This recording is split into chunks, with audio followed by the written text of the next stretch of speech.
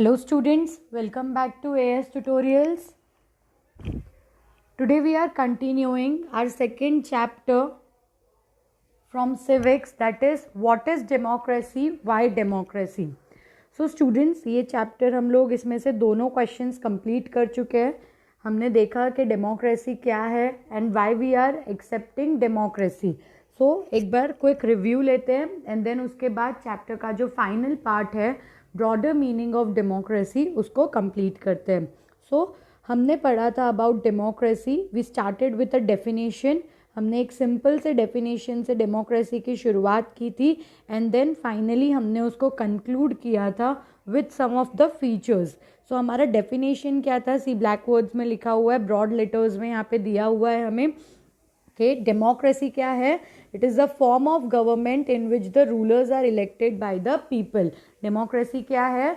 It is a form of government जहाँ पर हम अपने लीडर्स को, अपने रूलर्स को खुद इलेक्ट करते हैं. नेक्स्टली हमने देखा था दैट ये मीनिंग तो ठीक था but this was not the complete meaning. ठीक है, इस मीनिंग में जितना एक्सप्लेन किया है उससे ज़्यादा क्वेश्चंस थे, इसीलिए हमने कुछ एग्जाम्पल्स लिए एंड एग्जाम्पल के थ्रू हमने कंप्लीट किया दैट एग्जैक्टली डेमोक्रेसी क्या होता है. जिसमें हमने सबसे पहला एग्जाम्पल पाकिस्तान वाला लिया था. सी ये मैं वापस रिवाइज इसलिए करा रही हूँ क्योंकि एग्ज़ाम के टाइम वो आप उतने सारे वीडियोस नहीं देख पाओगे. So will just complete everything in this one video. Okay, so हमने देखा था about the example of Pakistan. We saw that वहाँ पर इलेक्शंस होते हैं, इलेक्शंस रेगुलरली कंडक्ट होते हैं, वहाँ पर इलेक्टेड गवर्नमेंट भी है, लेकिन डिसीजन मेकिंग का पावर इलेक्टेड गवर्नमेंट के हाथ में नहीं है. डिसीजन मेकिंग का पावर किसके हाथ में था? मिलिट्री के हाथ में. तो इससे हमें हमारा पहला फीचर मिला था that democracy is the form of government जहाँ पर rulers are elected by the people. Rulers elected by people take all the major decision. क्या पढ़ा है यहाँ पे? जिन रूलर्स को हमने इलेक्ट किया है वही रूलर्स सारे डिसीजन ले. फिर सेकेंड एग्जाम्पल हम लोगों ने चाइना और मैक्सिको के बारे में पढ़ा था. वहाँ पर हमने देखा था दैट इलेक्शंस हो रहे हैं, वहाँ पर डिसीजन भी इलेक्टेड गवर्नमेंट ही ले रही है, लेकिन वहाँ पर free and fair election conduct नहीं हो रहे. क्या देखा था हमने? That free and fair elections conduct नहीं हो रहे हैं. सो इससे हमें हमारा सेकेंड फीचर मिला. Elections offer a choice and fair opportunity to the people to change the current ruler. हमने देखा था दैट चाइना और मैक्सिको के एग्जाम्पल में कि हम इलेक्शंस हो रहे थे. चाइना में तो हमारे पास चॉइस ही नहीं थी एंड मैक्सिको के अंदर दो चॉइस थी, लेकिन रियल सेंस में हम अपने रूलर को चेंज नहीं कर पा रहे थे. So that was not true democracy. True democracy कब होगा? जब हम अपने लीडर्स को इलेक्ट करते हैं और अगर लीडर्स करेक्ट डिसीजन नहीं लेते या हम किसी और को लीडर बनाना चाहे तो हम वो भी कर सकते हैं. देन उसके बाद हमने देखा था अबाउट द वोटिंग्स. सो हमने देखा Saudi Arabia, Fiji, Estonia, this were certain countries जहाँ पर इक्वल वोटिंग राइट नहीं है. तो इससे हमें हमारा थर्ड फीचर मिला था. This choice and opportunity is available to all the people on the equal basis. क्या बताया हुआ है यहाँ पे? दैट इससे हमें हमारा थर्ड फीचर मिला था and the third feature was कि हर एक पर्सन को इक्वल वोटिंग राइट मिले. देन उसके बाद हमने देखा जिम्बाब्वे के अंदर दैट जिस गवर्नमेंट को हमने इलेक्ट किया वो डिसीजन ले रही थी, लेकिन अपने पावर्स को मतलब उनके जो पावर्स है उनका मिसयूज़ कर रही थी. तो इससे हमें हमारा फोर्थ फीचर मिला. द फोर्थ फीचर वाज कि इवन गवर्नमेंट के जो पावर्स होते हैं वो भी लिमिटेड होते हैं. गवर्नमेंट बियॉन्ड द पावर कुछ भी नहीं कर सकती. गवर्नमेंट कोई भी ऐसा डिसीजन नहीं ले सकती या कोई भी ऐसा स्टेप नहीं ले सकती जिससे सिटीज़न के बेसिक पावर्स उनसे, मतलब बेसिक राइट्स, फंडामेंटल राइट्स जो है वो सिटीजन्स एंजॉय नहीं कर पाए. सो यहाँ पे हमें हमारा फोर्थ फीचर मिला. The exercise of this choice leads to the government limited by basic rules of constitution and citizens right. जो भी गवर्नमेंट इलेक्ट होगी वो गवर्नमेंट को कॉन्स्टिट्यूशन के लिमिट्स के अंदर ही वर्क करना पड़ेगा एंड उस गवर्नमेंट को लोगों के फंडामेंटल राइट्स को इक्वल रिस्पेक्ट करना पड़ेगा. So this was our what is democracy. Then उसके बाद हमने वाई डेमोक्रेसी के बारे में पढ़ा था. तो इसको हमने स्टार्ट किया था with few arguments, few against point के साथ स्टार्ट किया था. दैट डेमोक्रेसी में कंटिन्यूसली लीडर चेंज होते रहते हैं. डेमोक्रेसी सिर्फ पावर प्ले के बारे में है, लोग मोरल वैल्यूज़ पर ध्यान नहीं देते. डेमोक्रेसी में डिसीजंस लेने में डिले होता है. इलेक्टेड लीडर्स को पता नहीं होता है कि क्या सही डिसीजन है. करप्शन बहुत ज़्यादा है. नेक्स्टली ऑर्डिनरी लोकल लोगों को पता नहीं है कि उनके लिए क्या सही है क्या गलत है. सो हमने इन शॉर्ट देखा कि बहुत सारे पॉइंट्स है जो डेमोक्रेसी के अगेंस्ट है. तो इससे एक बात तो समझ में आ जाती है दैट अगर किसी चीज़ के अगेंस्ट इतनी सारे पॉइंट्स हैं मतलब वो चीज़ बेस्ट तो नहीं हो सकती. तो यहाँ पर हम क्या कह रहे हैं कि डेमोक्रेसी बेस्ट नहीं है, लेकिन जितने भी करंट फॉर्म्स है हमारे पास गवर्नेंस के उन सब में डेमोक्रेसी सबसे बेटर है. गेटिंग मतलब बेस्ट नहीं है. बेस्ट होता तो ये इतने सारे लिमिटेशंस नहीं होते, इतने सारे नेगेटिव पॉइंट्स नहीं होते. तो एक चीज़ समझ में आ जाती है कि this is not the best type of government. लेकिन हमने चैप्टर में कंपेयर करके देखा था. हमने कंपेयर करके देखा तो हमें पता चला कि दो डेमोक्रेसी बेस्ट नहीं होगा, लेकिन बाकी सब फॉर्म ऑफ गवर्नमेंट से बेटर है डेमोक्रेसी. ठीक है. सो यहाँ पर ये अगेंस्ट वाले पॉइंट थे. अब फेवर वाले पॉइंट्स देखते हैं. फेवर वाले पॉइंट में पहला पॉइंट क्या था कि democracy better form of government है. क्यों? क्योंकि डेमोक्रेसी आंसरेबल है.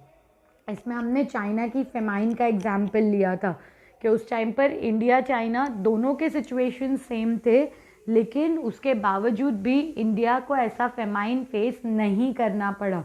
एंड इसका रीज़न क्या था? दैट इंडिया ने डेमोक्रेटिक गवर्नमेंट फॉलो किया था. ट्रू डेमोक्रेसी था इंडिया में. एंड यहाँ पर government was answerable to the people. Government was accountable to its people. फिर उसके बाद सेकेंड पॉइंट हमने देखा कि दो डेमोक्रेसी में डिसीजन लेने में बहुत डिलेज होता है, बहुत लेट होता है. लेकिन क्योंकि डिसीजन को डिस्कस करके लिया जाता है, बहुत सोच समझ कर लिया जाता है, बहुत सारे लोग इन्वॉल्व होते हैं, इसलिए the quality of decision is good. Then उसके बाद हमने नेक्स्ट पॉइंट देखा था कि डेमोक्रेसी हमें एक वे प्रोवाइड करता है जिससे हम अपने डिफरेंसेस, अपने कॉन्फ्लिक्ट्स को सॉल्व कर सकते हैं. हमने देखा था इसमें कि अगर डेमोक्रेसी नहीं होता तो आप अभी अपने हिटलर वाले चैप्टर में आप पढ़ोगे कि कैसे जो एक क्लास ऑफ पीपल थे उन लोगों ने दूसरे क्लास ऑफ पीपल को पूरा डोमिनेट किया. वहाँ पर फाइट हुआ. 10th स्टैंडर्ड में भी आप पढ़ोगे कि अगर हम इक्वली नहीं रहते, अगर हम सबके साथ पावर शेयर करके नहीं रहते तो उसके बहुत साइड इफ़ेक्ट्स होते हैं. सो यहाँ पे डेमोक्रेसी क्या करता है?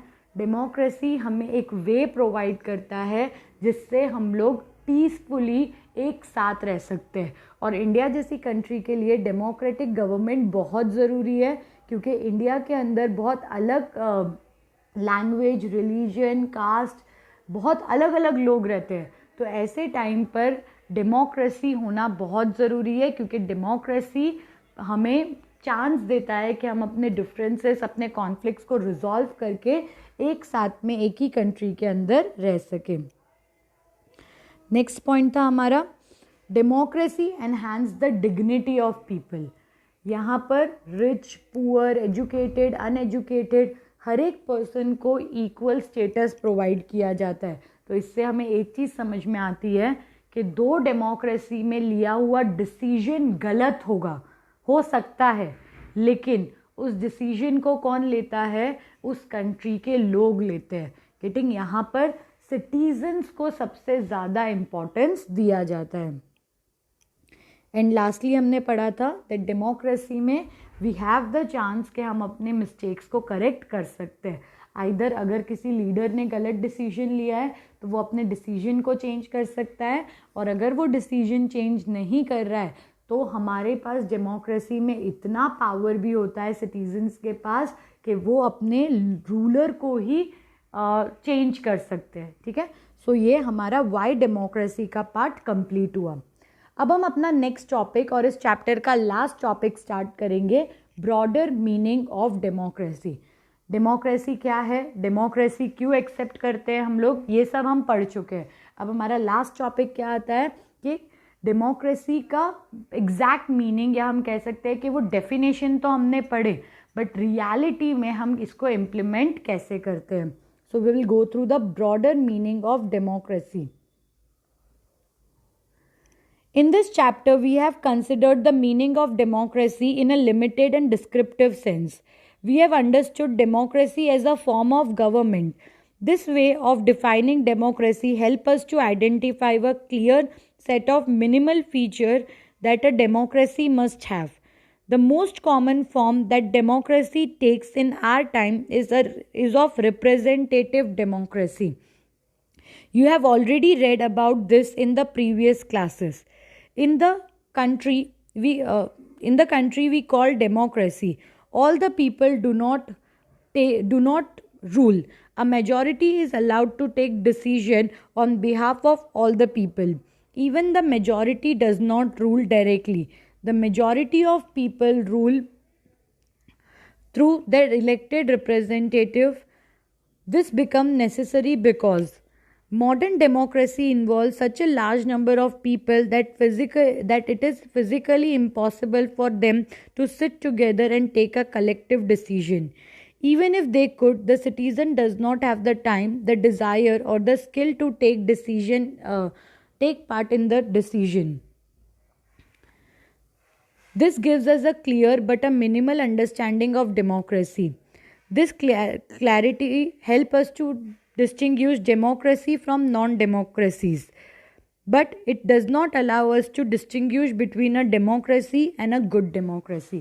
अच्छा, अभी आगे का बाद में पढ़ते हैं, पहले ये देख लेते हैं कि क्या दिया हुआ है यहाँ पे. सी, हम लोगों ने अब तक डेमोक्रेसी क्या है वो सब समझा.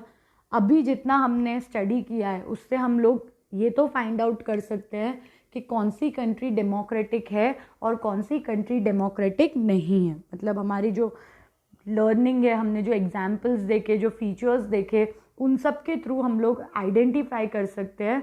जो बेसिक फीचर 4 हमने पढ़े हैं, हम देख सकते हैं कि अगर वही 4 फीचर्स और मीनिंग में कोई कंट्री सेट हो रही है, मतलब वो कंट्री डेमोक्रेटिक है. अगर सेट नहीं हो रहा, मतलब वो कंट्री डेमोक्रेटिक नहीं है. जैसे अगर हम इंडिया की बात करें तो आप देखो, इंडिया में फर्स्ट पहले मीनिंग पर जाते हैं तो डेमोक्रेसी है क्योंकि हम अपने लीडर को खुद इलेक्ट करते हैं. डिसीजन मेकिंग इलेक्टेड लीडर ही करता है. हमारे पास इतनी सारी पार्टीज़ है, हमारे पास चॉइस है, हम जिसको चाहे वोट कर सकते हैं. हमारी कंट्री के अंदर 1 मैन 1 वोट 1 वैल्यू का प्रिंसिपल भी है. एंड हमारी कंट्री के अंदर गवर्नमेंट के पावर्स कॉन्स्टिट्यूशन से लिमिटेड है. गेटिंग, मतलब कॉन्स्टिट्यूशन के अंदर जितने पावर्स दिए हैं, गवर्नमेंट सिर्फ उतने ही पावर्स को यूज़ कर सकता है. मतलब इन शॉर्ट हमारी कंट्री डेमोक्रेटिक कंट्री है. सो इतना जो हमने पढ़ा है, इससे हम क्या कर सकते हैं, डेमोक्रेटिक कंट्रीज़ और नॉन डेमोक्रेटिक कंट्रीज़ को बाइफिकेट कर सकते हैं, डिस्टिंग्विश कर सकते हैं, डिफरेंस फाइंड आउट कर सकते हैं. अच्छा, अभी यहाँ पे हमको आगे क्या दिया हुआ है, दैट आज के टाइम पर हम लोग जो डेमोक्रेसी यूज़ करते हैं वो कौन सी डेमोक्रेसी है, रिप्रेजेंटेटिव डेमोक्रेसी है. कौन सी डेमोक्रेसी है, रिप्रेजेंटेटिव डेमोक्रेसी है. ठीक है. अब रिप्रेजेंटेटिव डेमोक्रेसी में क्या होता है, हर एक पर्सन को लीड करने का, हर एक पर्सन को रूल करने का चांस नहीं मिलता. हम क्या करते हैं, हम अपने लीडर्स को अपॉइंट करते हैं और हमारे बिहाफ पर वो लीडर्स डिसीजन मेकिंग का वर्क करते हैं. गेटिंग, क्या बोला मैंने, आज के टाइम पर हम लोग जो डेमोक्रेसी यूज़ कर रहे हैं वो कौन सी डेमोक्रेसी है, रिप्रेजेंटेटिव डेमोक्रेसी है. कौन सी डेमोक्रेसी है, it is representative democracy. Why it is representative democracy, क्योंकि लोग डायरेक्टली रूल नहीं कर रहे. ठीक है, लोग यहाँ पे डायरेक्टली रूल नहीं कर रहे. यहाँ पे क्या हो रहा है, हम अपने लीडर्स को अपॉइंट कर रहे हैं और वो लीडर्स हमारे बिहाफ पे डिसीजन मेकिंग का वर्क कर रहे हैं. अच्छा, अब रिप्रेजेंटेटिव डेमोक्रेसी हम क्यों यूज़ करते हैं, इसका रीज़न यहाँ पे दिया हुआ है, 2 रीजंस है इसके। पहला रीज़न ये है कि करंट टाइम्स में, अभी के टाइम में पॉपुलेशन बहुत ज़्यादा है। क्या है रीज़न पहला? दैट अभी के टाइम पे पॉपुलेशन बहुत ज़्यादा है। इतने ज़्यादा लोग एक साथ डिसीजन लेने के लिए इकट्ठा नहीं हो सकते। ठीक, अगर हम अपने 2011 के सेंसस के हिसाब से भी जाए तो कंट्री में 121 करोड़ लोग थे 2011 में। अब तो बहुत बढ़ गए हैं, 130, 131, 35 के आसपास होंगे। सोचो, क्या 135 करोड़ लोग एक साथ इकट्ठा होकर डिसीजन ले सकते हैं? पॉसिबल ही नहीं है। 131 करोड़ लोग फिजिकली एक जगह पर प्रेजेंट हो, वो पॉसिबल नहीं होता है। एंड क्योंकि 135 करोड़ लोग एक साथ इकट्ठा नहीं हो सकते, इसीलिए it is very much important कि हम क्या करें, हम अपने लीडर्स को अपॉइंट करें। फिर वो लीडर्स क्या करेंगे, हमारे बिहाफ पर डिसीजंस लेंगे। सो इसीलिए हम कौन सी डेमोक्रेसी यूज़ करते हैं? रिप्रेजेंटेटिव। अगर हम कम होते, सपोज 100, 200, 500, 1000 लोग होते, तो हम एक जगह इकट्ठा हो सकते थे। एक जगह इकट्ठा होते तो हम डिसीजन लेते, तो उसको हम कौन सा डेमोक्रेसी कहते हैं? Direct democracy. क्या कहते हैं? Direct democracy. Why it is called as direct democracy? क्योंकि यहाँ पे लोग डायरेक्टली अपने आप ही अपने लिए डिसीजंस ले रहे हैं। लेकिन क्योंकि डायरेक्ट डेमोक्रेसी पॉसिबल नहीं है, इतने सारे लोग हैं तो अपने आप तो कोई डिसीजन नहीं ले सकता है, इसीलिए हम क्या करते हैं, हम अपने रिप्रेजेंटेटिव्स को अपॉइंट करते हैं और वो रिप्रेजेंटेटिव्स हमारे बिहाफ पर डिसीजंस लेते हैं। ठीक है, सो ये पहला था कि इतने सारे लोग एक साथ खड़े नहीं हो सकते आकर, इसलिए हम कौन सी डेमोक्रेसी यूज़ करते हैं? We use the representative democracy. दूसरा रीज़न क्या है कि चलो एक बार मान भी लेते हैं कि लोग आ गए एक साथ, लेकिन क्या सबके पास सेम टाइम, सेम डे पर टाइम होगा? चलो वो भी हो गया, तो क्या लोगों की इच्छा होगी कि वो लोग डिसीजन मेकिंग में पार्टिसिपेट करें, या उनके पास स्किल्स होगी? चलो ये सब भी होगा, तो क्या 135 करोड़ लोग मिलके एक डिसीजन पर आ पाएंगे? नहीं पॉसिबल है। एंड क्योंकि ये 2 लिमिटेशंस है, इसीलिए हम कौन सी डेमोक्रेसी यूज़ कर रहे हैं? We are using the representative democracy, ताकि हम इन प्रॉब्लम्स को ओवरकम कर सके। क्लियर? यहाँ तक हमने पढ़ा दैट 2 टाइप की डेमोक्रेसीज होती है। डायरेक्ट डेमोक्रेसी, पहली कौन सी होती है? Direct democracy. डायरेक्ट डेमोक्रेसी में क्या होता है, यहाँ पे लोग डायरेक्टली अपने लिए डिसीजंस लेते हैं। ये कब हम फॉलो कर सकते हैं? जब लोग कम हो। जैसे फॉर एग्जांपल अभी आपकी फैमिली मीटिंग हो रही है कोई, ठीक है, फैमिली में 5, 6, 10 मेंबर्स है, वो 10 मेंबर एक साथ इकट्ठे हो सकते हैं। एक साथ इकट्ठे हो सकते हैं तो वो अपने पॉइंट्स रख सकते हैं, तो वहाँ पर जो भी डिसीजन मेकिंग किया जाएगा वो कौन सा टाइप होगा? वो डायरेक्ट डेमोक्रेसी होगा। लेकिन सपोज अगर सोसाइटी की कोई मीटिंग चल रही है, सपोज 50, 60, 70 फ्लैट्स है सोसाइटी के अंदर, तो सारे मेंबर्स एक साथ नहीं इकट्ठा हो सकते, तो हम उस केस में क्या करते हैं, हर एक फैमिली से एक एक मेंबर को भेजते हैं। वो एक एक मेंबर क्या होता है? रिप्रेजेंटेटिव होता है हमारा। वो लोग जाके डिस्कशंस करते हैं और डिसीजन मेकिंग का वर्क करते हैं। सेम चीज़ कंट्री के लिए भी अप्लाई होती है कि इतने सारे लोग एक साथ नहीं आ सकते, इसीलिए हम क्या करते हैं, हम रिप्रेजेंटेटिव्स अपॉइंट करते हैं एंड वो रिप्रेजेंटेटिव्स हमारे बिहाफ पर डिसीजंस लेते हैं। एंड ऐसी डेमोक्रेसी को हम क्या कहते हैं? Representative democracy. ओके, सो यहाँ तक हमने इतना समझ लिया है कि डेमोक्रेसी क्या है, रिप्रेजेंटेटिव डेमोक्रेसी क्या है, डेमोक्रेटिक और नॉन डेमोक्रेटिक कंट्रीज़ को हम कैसे अलग कर सकते हैं। But it does not allow us to distinguish between a democracy and a good democracy. Democratic and non democratic को तो हम बाइफरकेट कर सकते हैं, हम अलग अलग कर सकते हैं, लेकिन गुड डेमोक्रेसी कौन सी है और सिर्फ डेमोक्रेसी कौन सी है, इतने नॉलेज पर उसको हम फाइंड आउट नहीं कर सकते. It does not allow us to see the operation of democracy beyond government. For this, we need to turn to a broader meaning of democracy. Sometime we use democracy for organization other than the government. Just read the statements. क्या बताया यहाँ पे, that to find out कि good democracy है या नहीं है, we should understand the broader meaning of democracy. So यहाँ पर हम कुछ examples देखेंगे. यहाँ पर हमें बताया है कि डेमोक्रेसी हम सिर्फ गवर्नमेंट के लिए यूज़ नहीं करते, और भी अदर जगहें हैं जहाँ पर डेमोक्रेसी यूज़ की जाती है. तो we are going to study that so that हमको डेमोक्रेसी का ब्रॉडर मतलब पता चल सके. We are a very democratic family. Whenever a decision has to be taken, we all sit down and arrived at a consensus. My opinion matter as much as my father's. क्या बताया हुआ है यहाँ पे, फैमिली डेमोक्रेटिक है.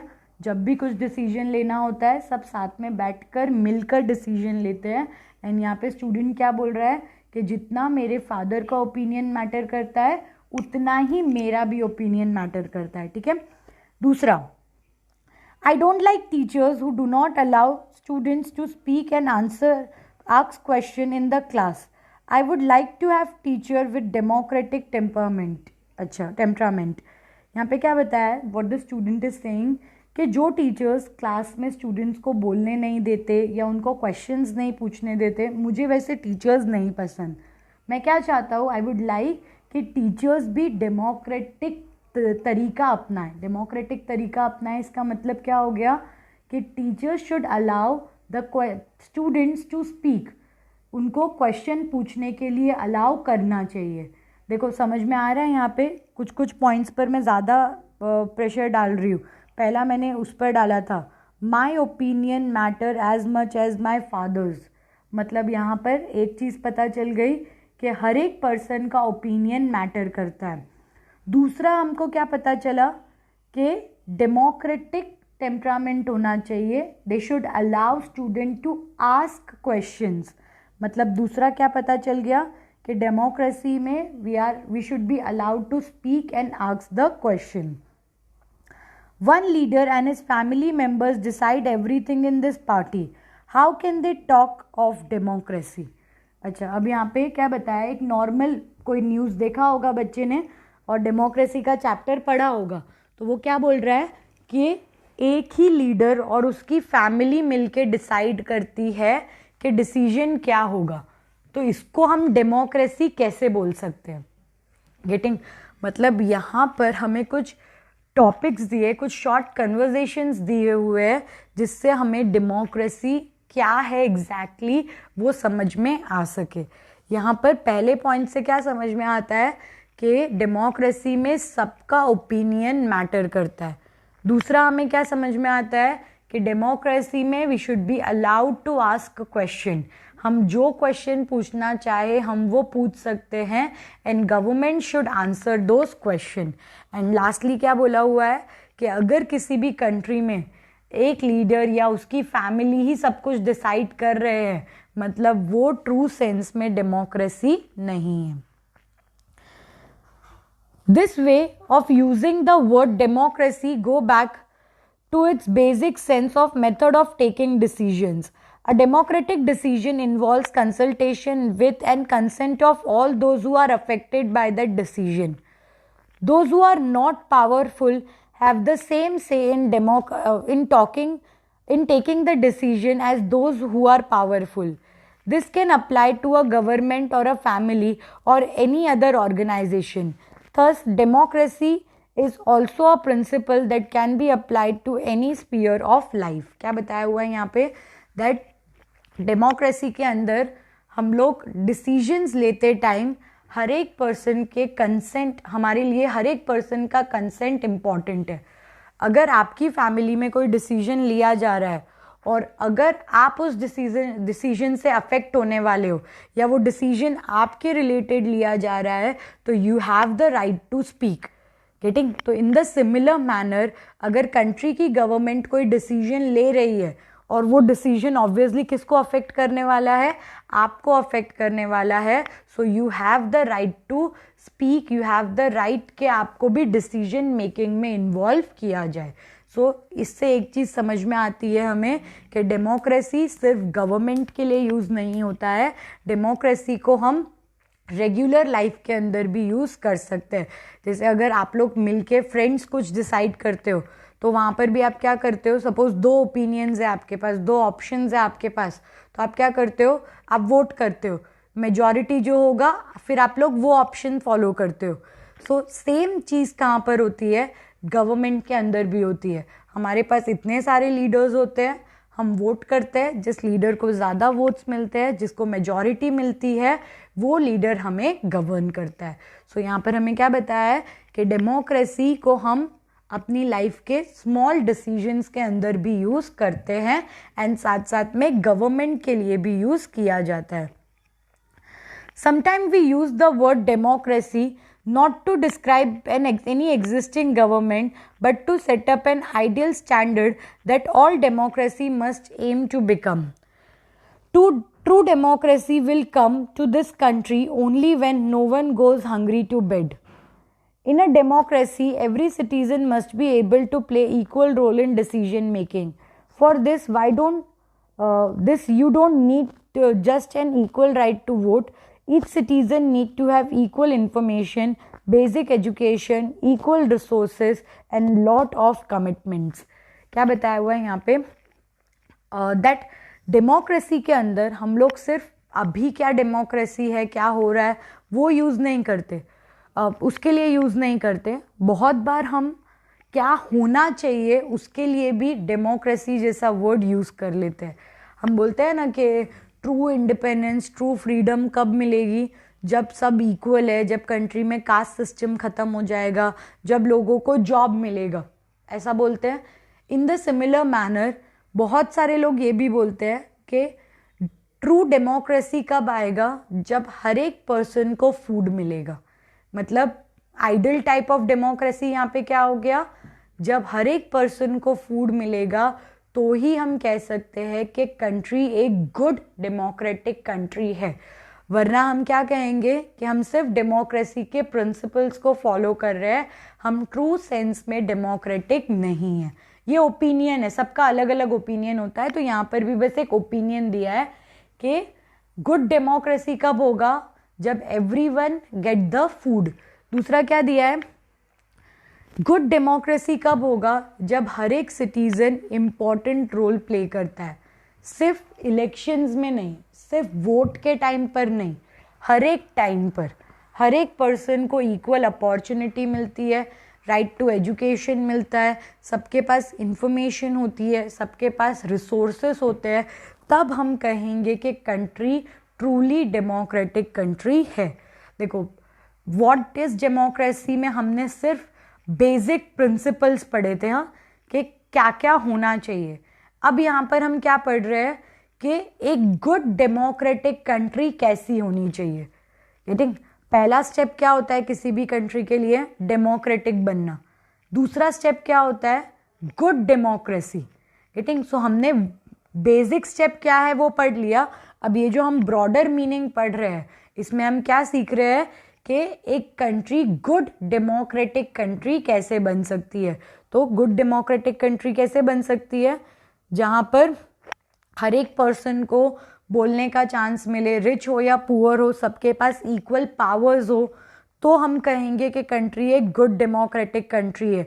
अगर सबको खाना मिलता है, सबके पास जॉब है, सब एजुकेटेड है, सबके पास रिसोर्सेस है, तो हम कह सकते हैं कि एक कंट्री गुड डेमोक्रेटिक कंट्री है। ठीक है, डेमोक्रेसी नॉन डेमोक्रेसी वो हमने पहले ही क्लासिफाई किया। अब यहाँ हम क्या देख रहे हैं, गुड डेमोक्रेसी क्या है। If we take this ideal seriously, then no country in the world is democracy.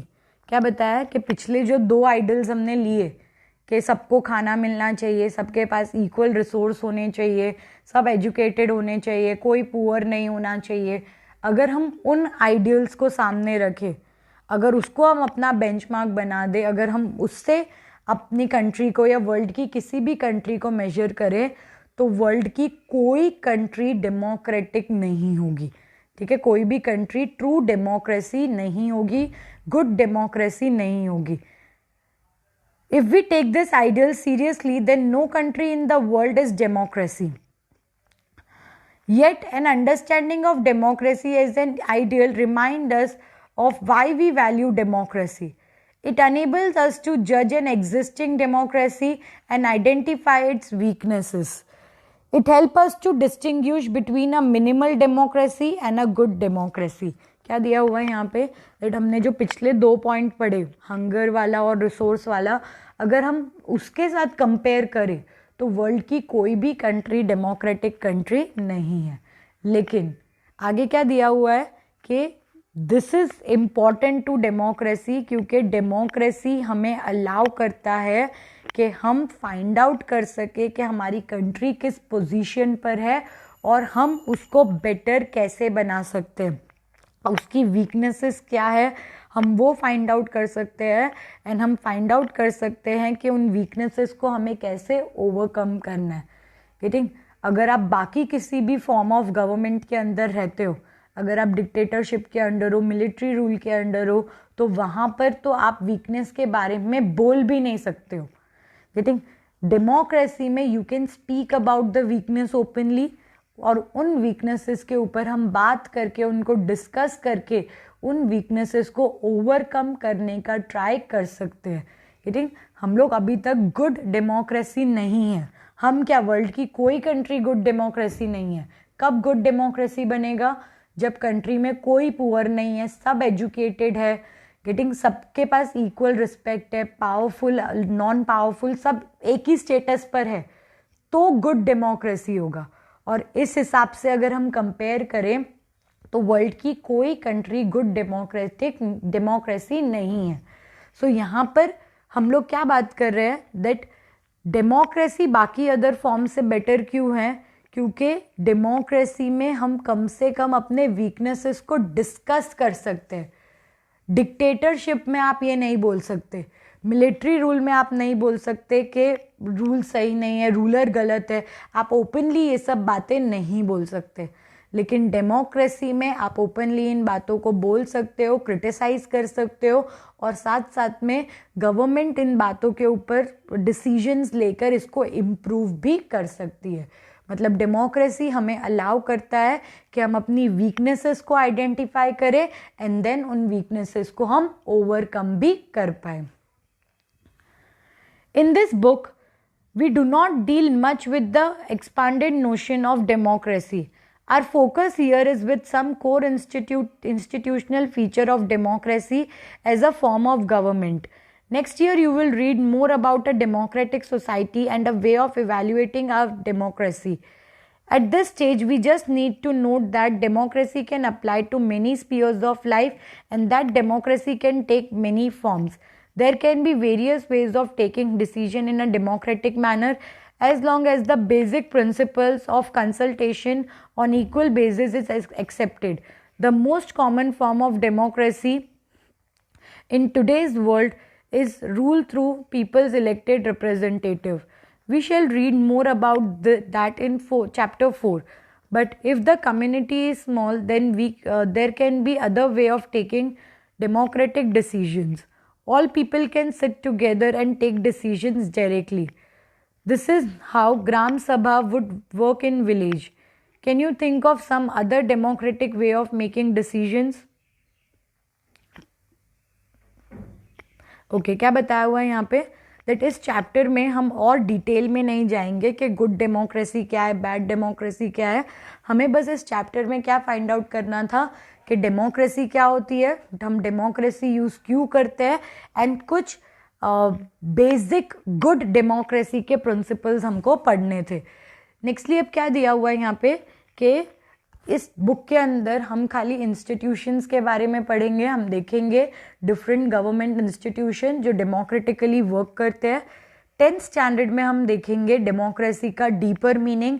वहाँ पर हम देखेंगे कि डेमोक्रेसी ट्रू सेंस में कैसे वर्क करता है, कौन से डिफरेंट प्रिंसिपल्स है डेमोक्रेसी के, ये सब हम लोग अगले 10th में पढ़ेंगे.